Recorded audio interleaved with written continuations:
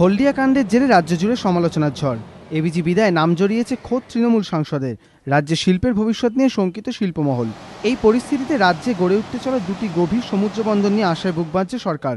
দিল্লিতে আন্তর্জাতিক বাণিজ্য মেলায় শনিবার অর্থমন্ত্রী অমিত মিত্র বলেন, রসুলপুরে রাজ্য সরকার একটি বন্দর তৈরি করছে, সাগরে আরেকটি বন্দর তৈরি করছে কেন্দ্র।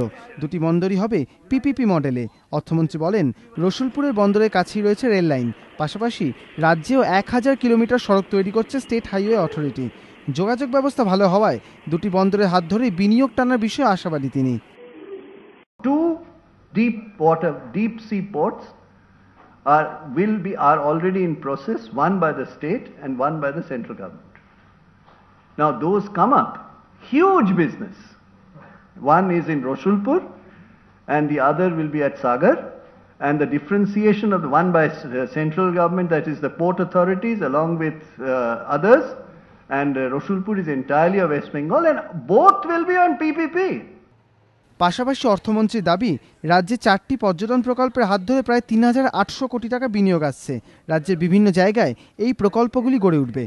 একটি প্রকল্প হবে গাজলডোবায় 207 একর জমিতে।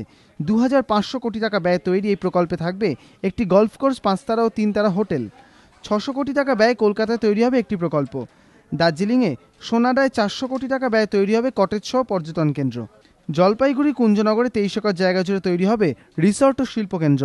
এই প্রকল্পে ব্যয় হবে 300 কোটি টাকা। অর্থমন্ত্রী এদিন জানান, আগামী বছরের শুরুতেই কাজ আরম্ভ হয়ে যাবে।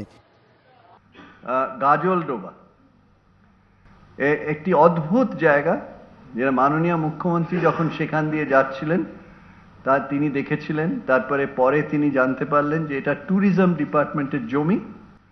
207 একর জমি, 25 কিলোমিটার শিলিগুড়ি থেকে, 2500 কোটি টাকার প্রজেক্ট। পর্যটন দপ্তরের নতুন মন্ত্রী হয়েছেন কৃষ্ণেন্দু নারায়ণ চৌধুরী। এই প্রকল্পগুলিকে তিনি দ্রুততার সঙ্গে এগিয়ে নিয়ে যাবেন বলে আশা প্রকাশ করেন অর্থমন্ত্রী। বিজেন্দ্র সিংহ, এবিপি আনন্দ, নয়াদিল্লি।